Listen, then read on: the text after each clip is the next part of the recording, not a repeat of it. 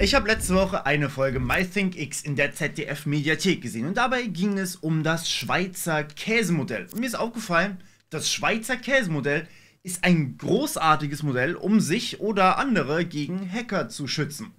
Heute gibt es also eine kleine Eigenentwicklung von meiner Seite, eine Art Framework, um IT-Sicherheit bei dir privat oder auch im Unternehmen durchzusetzen. Und da es um Käse geht, das originale Schweizer Käsemodell ist eine Art bildhafte Darstellung von menschlichen Fehlern, die wir nun mal alle machen. Es stammt vom britischen Psychologen James Reason. Einige Beispiele: Wir sind müde und verschlafen, wir sind überarbeitet und tippen eine Zahl falsch ab oder wir sprechen in einem Video einfach etwas falsch auf. Ist mir sicher noch nie passiert. Ein durchschnittlicher Softwareentwickler macht beispielsweise grob 15 bis 50 Fehler in 1000 Zeilen Code, die er entwickelt. Das schreibt Steve McConnell in seinem Buch Code Complete. Klar, wenn ihr natürlich Brainfuck schreibt, macht ihr deutlich mehr Fehler. Und wenn eure Zeilen meist nur aus geschweiften Klammern bestehen, deutlich weniger. Aber der Durchschnitt macht 15 bis 50 Fehler auf 1000 Zeilen Code. Und das ist wahnsinnig viel. So entstehen beispielsweise sehr viele Sicherheitslücken. Das originale Schweizer Käsemodell vergleicht daher diese Fehler mit Löchern im Käse. Einzelne menschliche oder jetzt dann allmählich auch KI-induzierte Fehler können zum Zusammenbruch vollständiger, komplexer Systeme führen. Ihr nutzt zum Beispiel eine KI und prüft den Code nicht. Das ist der erste Fehler. Die KI baut aus Versehen einen Format-String-Fehler zum Beispiel in euren C-Code ein. Boom, zweiter Fehler. Es geht durch eure Tests durch, weil ihr den Teil einfach nicht getestet habt und landet dann auch wirklich in Production. Das ist der dritte Fehler. So können mehrere Fehler oder Löcher im Käse eurer Anwendung einen Hackerangriff ermöglichen. Der Käse ist damit aber eure Anwendung oder auch natürlich ihr selber, wenn ihr euch privat absichert, eure eigene Online-Identität quasi. Die Löcher symbolisieren den Fehler. Liegen in diesem Modell dann also die Löcher auf einer Linie, dann entsteht die Gelegenheit zu einer Flugbahn, sprich es kann etwas ziemlich Doofes passieren wie ein Angriff. Jede einzelne Schicht im Modell ist von Natur aus aber immer löchrig. Aber es muss halt sichergestellt werden, dass die einzelnen Fehler, sprich die Löcher, nicht auf einer Linie liegen, um keinen großen Schaden auszulösen. Sprich, man muss die einzelnen Löcher in den Schichten danach wieder abstopfen. Und hier wird jetzt die Metapher sehr spannend. Wir haben mehrere Möglichkeiten. Wir können die Gefahr zwar nicht reduzieren, die kommt von außen, wir können aber die Löcher sehr viel kleiner machen, also den Fehler reduzieren in jeder einzelnen Schicht. Und natürlich können wir auch einfach zusätzliche Schichten in unseren Käse einfügen und unseren Käse dicker machen. Auf Wikipedia gibt es hier eine interessante Alltagsanwendung in Bezug auf Corona. Die einzelnen Schichten sind Abstand halten, Maske tragen, Hygiene, nicht ins Gesicht fassen, Menschenmengen vermeiden und so weiter. Kombiniert man alle diese, wird es trotz dass nicht alles überall perfekt klappt, immer unwahrscheinlicher sich zu infizieren. Und deswegen lasst uns heute mal über die Käseschichten und die Löcher im Käse der Cybersecurity sprechen. Oh, und kleiner Nachtrag, da das hier doch ziemlich komplex geworden ist, an die Firmen, die zusehen, ich bin auch Berater, also schreibt mir gerne eine Mail. Und für die unter euch, die auch Privatfragen haben, ich bin gerade dabei, mein Patreon zu überarbeiten. Schaut deswegen da ganz gerne vorbei. Dort kann ich euch meistens besser unterstützen und länger unterstützen, als ich das über E-Mail einfach kann, weil so viele E-Mails bei mir reinkommen. An der Stelle auch danke an die, die schon so lange bei mir auf Patreon dabei sind. Gut, im Grunde ist die erste Käseschicht für Cybersecurity eine Anwendung, die keine Schwachstellen hat im besten Fall. Hat keine Anwendung eine Schwachstelle, ist das ganze System eigentlich auch nicht angreifbar. Bei der Softwareentwicklung würde ich hier allein schon 6 Käseschichten erwähnen wollen, ohne jetzt zu sehr ins Detail zu sehen. Ihr könnt das Video hier eher als eine Art Zusammenfassung, Sammelsurium und What to Learn für euch betrachten. Mehr Infos findet ihr dann natürlich zum Beispiel in den Kursen bei der Bootstrap Academy. Die 6 Käseschichten im ersten Käseblock sind für mich ein sicherer Softwareentwicklungsprozess mit hohen Sicherheitsanforderungen und Security by Design. Sollte hier nicht von Anfang an darauf Wert gelegt werden, haben wir schon unser erstes Loch im Käse, beziehungsweise beim Design kann natürlich auch immer ein Loch entstehen. Anschließend müssen wir das Ganze sicher programmieren und Schwachstellen im Code müssen natürlich vermieden werden. Menschen machen aber, wie oben erwähnt, Fehler und das zweite Loch entsteht so häufig. Um solche Fehler dann zu entdecken, haben wir Code-Reviews, Audits und Tests. Doch auch hier kann es manchmal vorkommen, dass ein Audit oder ein Test einfach zu selten ist, zu spärlich gemacht ist, also die Abdeckung einfach nicht ausreicht oder einfach Fehler auch in dem Audit passieren. Das kann vorkommen. Dazu brauchen wir natürlich für unseren ganzen Softwareentwicklungsprozess immer sichere Bibliotheken und Frameworks, sowie die Systemadministration, auf dem das Ganze eben dann läuft. Und natürlich zu guter Letzt im ersten Käseblock, wie geht man eigentlich mit den Dingen um, die man schützen will. All das kann Löcher haben und überall kann natürlich was schiefgehen, aber wir sehen hier schon einen kritischen Prozess. Sind die Reviews gut, können viele Löcher von der Softwareentwicklung, von davor also, festgestellt werden. Härtet man die Systeme gut ab und verwendet zum Beispiel Virtualisierung, dann kann man ausbügeln, wenn ein Angreifer sich Zugriff auf Teile der Anwendung verschafft, die vielleicht einfach bei Design nicht ganz sicher waren. Die zusätzlichen Schichten Käse verdichten diesen gesamten Käse und decken Löcher ab, ohne dass ein Angreifer dabei Erfolg hat.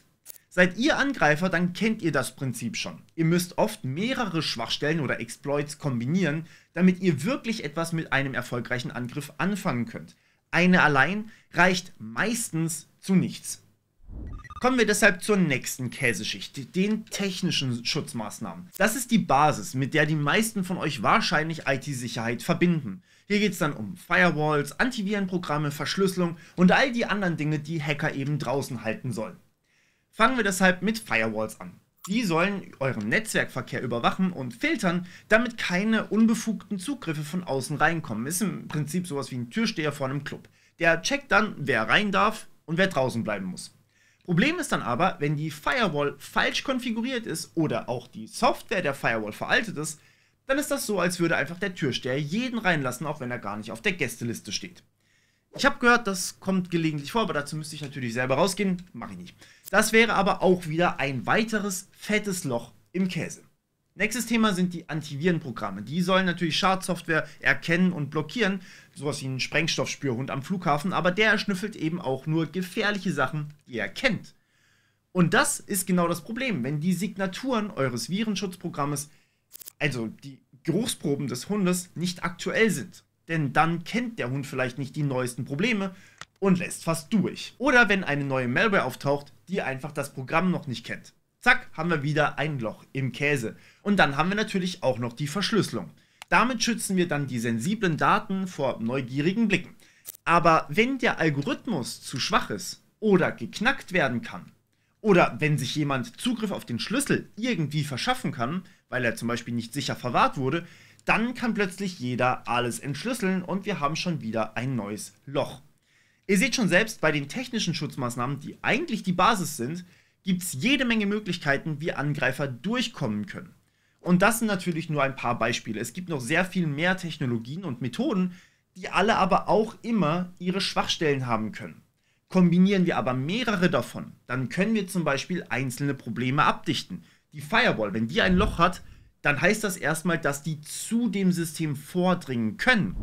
Wenn das System aber an sich richtig gehärtet ist, ist das manchmal gar nicht so schlimm. Fehler sind deswegen trotzdem natürlich zu finden und zu optimieren, weil hinten auch Fehler passieren können. Aber kombiniert man beides, wird es oftmals sehr viel besser. Deshalb ist es so wichtig, dass man nicht nur eine Firewall einrichtet und denkt, jetzt bin ich sicher, man muss eben die Konfiguration ständig überprüfen, Updates einspielen, neue Bedrohungen im Auge behalten und immer up-to-date bleiben. Und nur so kann man dann alle Löcher in der Käsescheibe möglichst klein halten. Und genau aus dem Grund wollen wir auch so viele Käsescheiben und so viele Schichten wie möglich da dranhängen, denn jede hat zwar Löcher, aber sie blockieren die anderen Löcher von davor vielleicht. Und deshalb verlassen wir jetzt ganz kurz die technische Seite und schauen uns die Organisation an. Denn das ist eigentlich der Teil, den wir nicht mögen, aber er ist unfassbar wichtig. Und manche nennen es auch Compliance. Hier geht es also um Regeln, Kontrollen und Pläne. Fangen wir mit den Sicherheitsrichtlinien an. Das sind quasi die Verkehrsregeln für eure IT. Da steht drin, wer was darf, wer mit wem was darf und was verboten ist. Wer hat also Zugriff auf welche Daten? Wie oft müssen Passwörter geändert werden? Spoiler, macht man eigentlich nicht mehr. Aber welche Passwortrichtlinien haben wir? Das kommt da rein.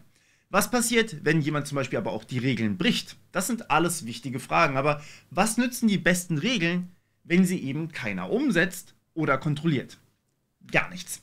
Und das ist das Grand Canyon Loch im Käse, wenn eure Richtlinien einfach nicht überprüft werden oder nicht richtig überprüft werden. Natürlich können die Richtlinien auch einfach schlecht sein, Aber lustigerweise kommt das sehr viel seltener vor. Richtlinien sind meistens gut, die Kontrollen meistens nicht.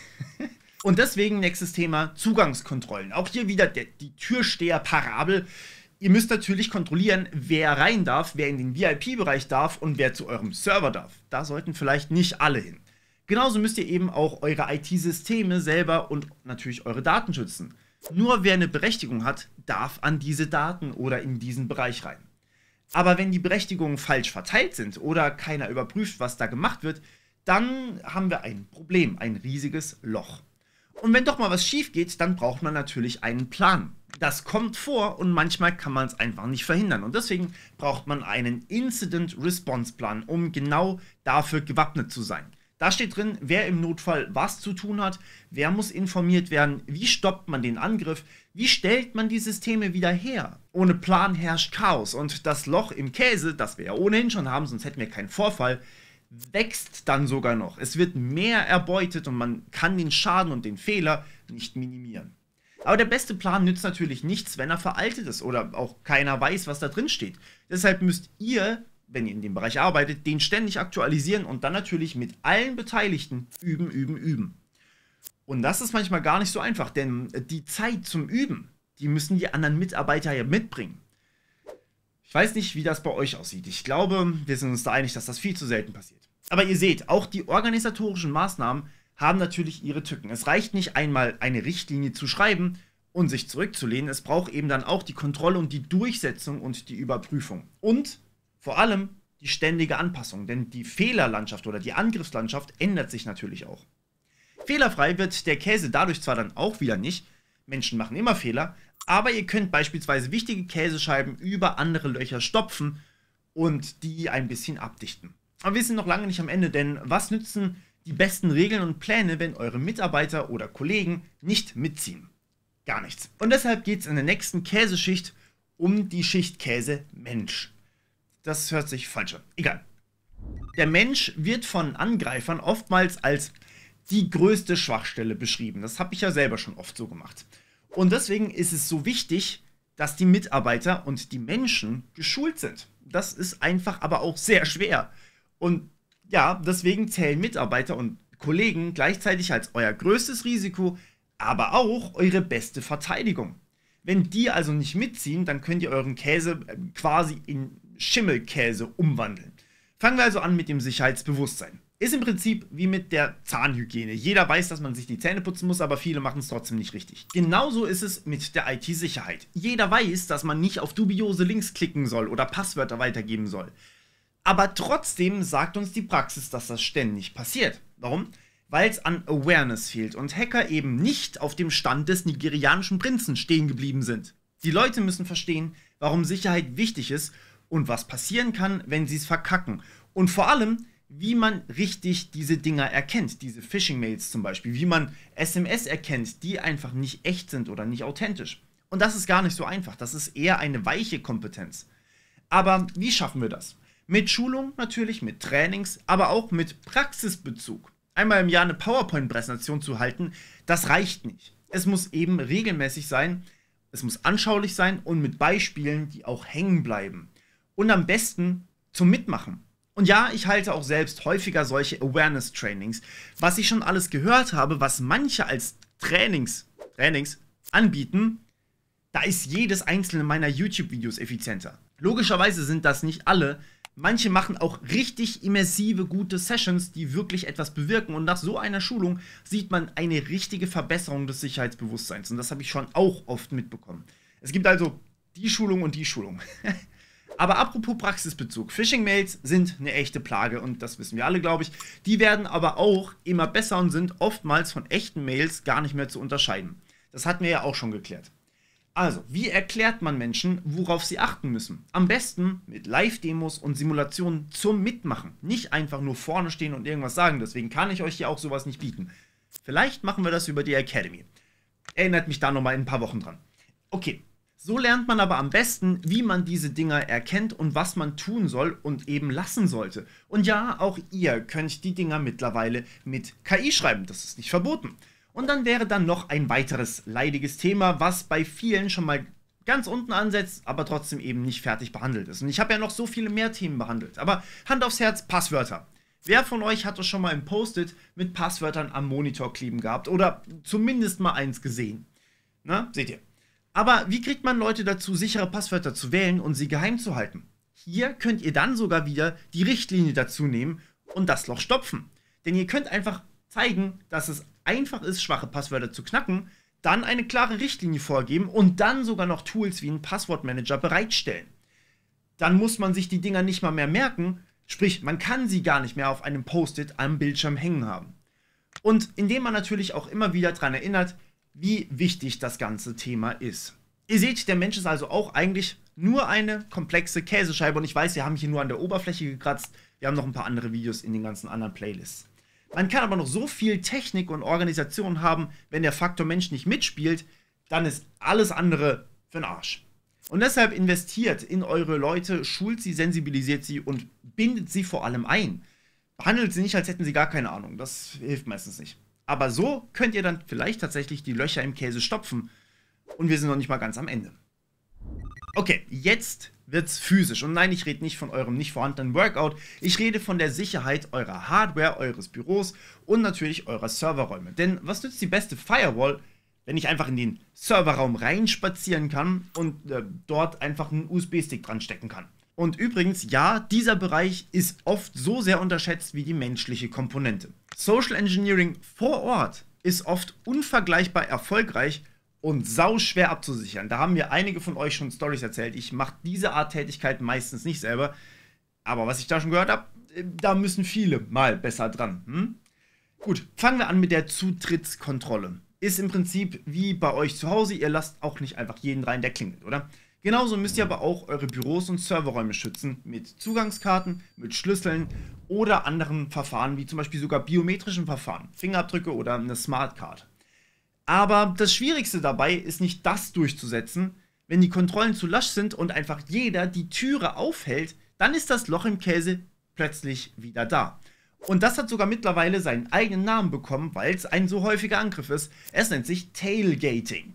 Wenn einer durch die Tür schlüpft und ein anderer die aufhält, Tailgating. So, klingt erstmal harmlos, ist aber eine wirkliche Gefahr. Nächstes Thema ist der Diebstahlschutz. Klar, eure Mitarbeiter sind vertrauenswürdig, aber man weiß nie. Außerdem gibt es eben immer noch Einbrecher und Industriespione. Deshalb müsst ihr eben eure Hardware auch absichern. Das heißt, Laptops anschließen, Server einschließen, wertvolle Geräte markieren. Und wenn was geklaut wird, dann hoffen wir einfach mal, dass ihr eine Versicherung habt und die Daten hoffentlich verschlüsselt waren. Sonst ist das Loch im Käse natürlich auch schneller wieder da, als ihr Cheese sagen könnt. Und wenn wir schon bei Hardware sind, denkt am besten auch an einen Punkt, den fast alle vergessen, die Entsorgung. Das ist wie mit eurem alten Handy. Bevor ihr es verkauft oder wegwerft, müsst ihr die Daten richtig löschen. Ich hatte einmal einen Fall, wo wir ein gebrauchtes Handy gekauft haben und da waren tatsächlich noch Fotos vom Ausweis des Vorbesitzers drauf. Die haben wir dann natürlich gelöscht. Aber es kommt vor. Und deswegen müsst ihr das richtig machen. Mit spezieller Software und nicht einfach nur löschen klicken. Denn das wiederherzustellen, habe ich noch nicht mal probiert. Ich will gar nicht wissen, was da noch drauf war. Am besten, ihr zerstört die ganze Festplatte. Denn wenn einer eure alten Festplatten aus dem Müll fischt und die Daten einfach wiederherstellt, dann habt ihr natürlich ein Problem. Mit diesem Ausweis hätte ich einiges an Mist machen können. Also bitte immer richtig entsorgen, sonst wird der Käse wieder sehr, sehr löchrig. Okay, und jetzt sind wir fast durch mit unserem Käsemodell. Ihr könnt, wie gesagt, jede einzelne Schicht noch weiter erweitern. Das ist eher ein Grundlagenvideo. Aber eine Scheibe fehlt noch. Und die hat es natürlich in sich. Denn IT-Sicherheit ist kein Sprint. Es ist ein Marathon. Das heißt, man kann nicht einmal alles machen und sich dann zurücklehnen, was irgendwie oftmals so wirkt. Wenn ich alles gefixt habe, dann passt das ja, ne?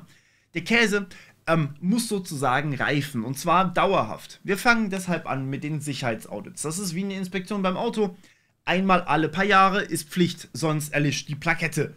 Genauso müsst ihr eben eure IT-Sicherheit regelmäßig unter die Lupe nehmen. Externe Experten checken dann eure Systeme, Policies und Prozesse und zeigen euch, wo vielleicht die Schwachstellen sind. Deshalb Achtung, wenn ihr die Audits zu selten macht oder eben nicht gründlich genug dabei seid, überseht ihr womöglich die fiesesten Löcher insgesamt. Das nächste Thema ist Patch-Management. Kennt ihr diese Update-Meldungen, die immer in den unpassendsten Momenten aufpoppen? Ich weiß, die sind nervig, aber sie sind wichtig. Und diese Updates stopfen oftmals kritische Sicherheitslücken, die davor noch niemand gekannt hat. Wenn das Update aber da ist, dann kennen die auch die Angreifer. Wenn ihr die also nicht zeitnah einspielt, ist euer System so offen wie ein Scheunentor. Deswegen aber Vorsicht, manchmal sind auch Fehler in den Updates drin. Ich erinnere da mal ganz kurz an Exeutils. Ne? Da war zum Glück nur Beta, trotzdem. Und deshalb bringen solche Updates auch manchmal neue Probleme mit. Deshalb sollten wir die auf einem anderen System, auf einem Nicht-Produktivsystem immer zuerst testen, bevor wir sie einspielen. Und das ist Arbeit. Und last but not least, Monitoring und Logging. Das ist wie die Überwachungskamera, aber für eure IT halt. Ihr müsst ständig alle Systeme im Blick haben und wissen, was da drin abgeht. Wer greift wann auf was zu? Gibt es verdächtige Aktivitäten? Stimmen die Logfiles überein? Wenn ihr das nicht überwacht, merkt ihr den Einbruch erst, wenn die Hacker mit eurer Kohle auf den Bahamas sitzen. Und auch hier gilt, wenn ihr zu viele Daten sammelt und nie auswertet, bringt euch das beste Logging nichts. Ihr müsst eben gezielt schauen und Auffälligkeiten erkennen. Das Ganze deckt natürlich nicht alles ab. Wir haben schon so viel mehr auch in den anderen Videos behandelt. Und jedes System, und das kommt oben drauf und ist ultra wichtig, jedes System ist individuell. Aber grundsätzlich haben wir mit diesen ganzen Käseschichten einen sehr soliden Käse schon mal. Das sind die Dinge, die man in einem richtig großen Unternehmen auch erstmal oftmals hinkriegen muss. Und wenn man genau hinschaut, ist das exakt dasselbe auch für private Personen. Ihr müsst patchen, ihr müsst euch vor Einbrechern schützen, vor Phishing. Ihr braucht einen Backup-Plan, einen Notfallplan und im besten Fall seid ihr auch noch da oben aware. Ja, eigentlich lässt sich das auf euch privat auch übertragen, vielleicht mit Ausnahme der Softwareentwicklung, auf die ihr keinen großen Einfluss habt. Dafür müsst ihr aber gucken, welche Software ihr installiert. Auch hier funktioniert das Schweizer Käsemodell ziemlich gut, mit einem großen Unterschied: Ihr privat bekommt weniger Angriffe ab, das heißt, ein Loch in eurem Käse ist meist erstmal nicht ganz so schlimm wie ein Loch in einem großen Unternehmen.